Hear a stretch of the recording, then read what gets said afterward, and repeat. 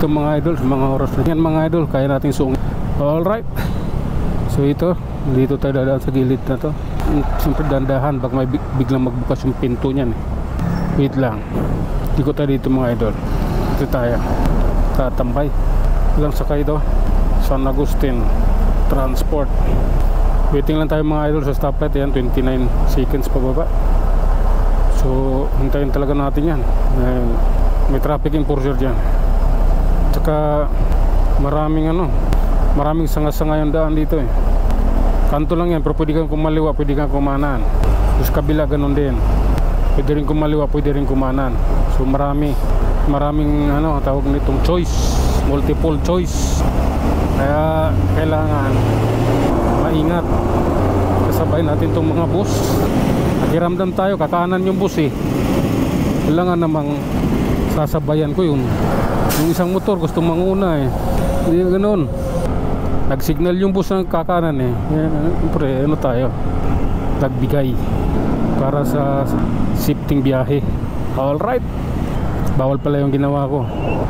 Inapakan ko yung solid line, maliwa ako. Kaya mga idol, tuloy-tuloy lang tayo. Okay. Okay, tuloy tayo. Nagbigay na tayo eh. Tama na yun. Okay, alalay mga idol. Abanti na ba? Hindi na, abanti na tayo. Nawa naman kayo. Dito ako kasi nag-stop na yung nag-stop na yung left side eh. Puno na yun. Saan ka pupunta? Walang ganunan. Kabisado ko na yan dyan. Dati dadali na rin ako niya, nalayo-layo ko.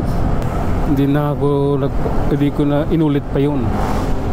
Yung nangyari sa akin dati dyan. Na-stuck ako doon eh, dahil sa ganun. Okay mga idol, waiting tayo sa stuff. 47 pababa, 342, 41, 40, 39. Pag na matutuyo laway ko dyan. Go tayo mga idol. Ayan na. Nagka-green dito. Ayan, alalay. Siyempre kailangan natin mag-ingat. Kaya yung pag-iingat, idadaan natin sa pag-alalay ng takbo. Yun yung the best eh, pag-iingat. Mag-iingat ka tapos tuloy ng takbo mo para kang hindi pag-iingat yun. Okay.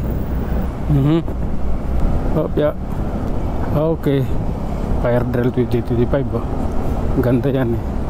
Okay, daan po kayo madaan. Ako naman siyempre, tatlong motor yung pinagbigyan ko kadaan. Yung pang-apat na sasakyan ay di na pwede. Sa susunod naman siya, commercial space po. Yung problema yan, wala namang stoplight eh.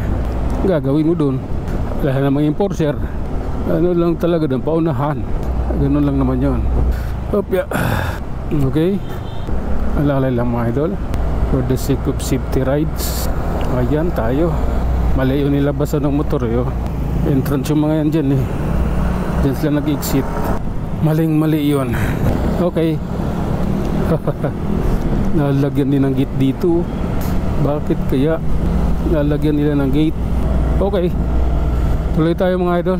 Ang kalsada rito sa may poblasyon, naglalagyan na ng gate yung kanto. So bawal na dumaan pag gabi. May curfew hours na.